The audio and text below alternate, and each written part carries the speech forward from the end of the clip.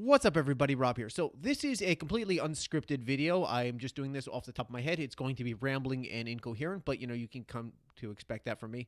Any case, this is I wouldn't say a response video, but it was inspired by a video from Spacedock. The link to that video is in the description. It is about tyrannical governments, particularly in sci-fi, and how they rule through terror, and how you can effectively portray this in science fiction. And I guess you can say fiction in general. And the examples used were the Goa'uld Empire from Stargate SG-1 and the Galactic Empire from Star Wars, and the implications of trying to rule a government through terror, or a populace through terror with a tyrannical government. And it got me thinking, because my job is boring. Well, the best emotion you can foster in a population is not terror, it is not fear, it is apathy. That is the most effective emotion you can engender. And yes, I know apathy is actually the lack of emotion, but you know what I'm trying to say. Any case, think about this way here. Well, the main issue with trying to run a government through fear and control a population through fear is that you are basically now creating a giant magnet for chaos. You're basically giving people a reason to hate you and fear you and want to overthrow you. So if you use the Galactic Empire as an example and you blow up Alderaan, you don't think the rebellion was putting up all kinds of propaganda about that? Like, remember Alderaan. Remember Alderaan. Look, the tyrannical government, the tyrannical empire, they blew up a peaceful planet. You're next. You might very well be next on the chopping block. Look, if we don't overthrow these guys, that's all of our heads, too. That's a perfect rallying cry for people to either join the rebellion directly or do whatever they can to undermine the empire in any way possible. So it's actually counterintuitive. If anything, you're just rallying more people to want to overthrow them. It wasn't mentioned in the video, but I'm just going to bring it up here because it is perfectly related. I think the most egregious example of this would be the Hunger Games and the Capitol, and it's oppressing all of the districts with the Hunger Games, forcing people's children to fight to the death on national television, for the public's amusement, just so that they can, say to the people, oh, look, we are so powerful, we can do this to your children anytime we want. You don't think the people are going to be saying, wow, they're really, they're firmly entrenched. Oh, these guys are super powerful. No, they're going to be saying, wow, these people are a bunch of assholes. We should totally overthrow them.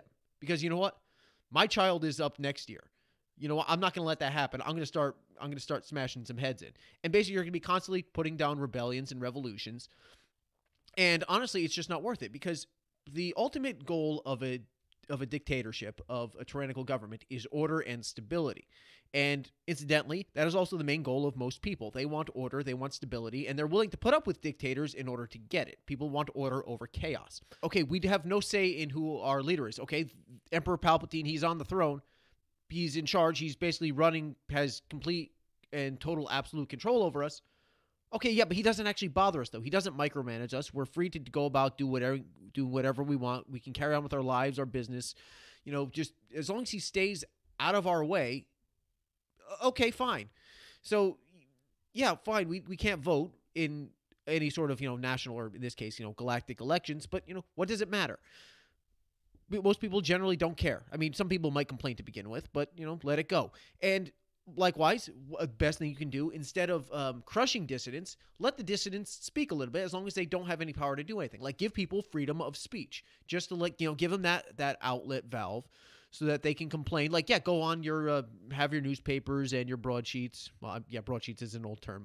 I'm doing stuff from the 30 Years' War here. Broadsheets are a common thing at the time. But in any case, you can have your blogs and your YouTube videos and your Twitters and your news reports. And, you can have people complaining, doing editorials about, oh, the emperor did this horrible thing. And, oh, isn't it terrible that our tax rates are like this? Or isn't it great? Isn't it a terrible thing, a great injustice that the Capitol is setting up this policy? Yeah, let them complain. But then, don't actually do anything about it. Oh, this government official is really corrupt. Let people complain about him. Let people go in the streets and demonstrate. Let them protest. But then do nothing. Let them feel that their voice is being heard. And then do nothing. Just, the storm will eventually peter out, and they'll go back to their lives after they've vented their frustration. Now, if those demonstrators got all gunned down, that is a perfect propaganda tool and a perfect rallying cry for a potential rebellion.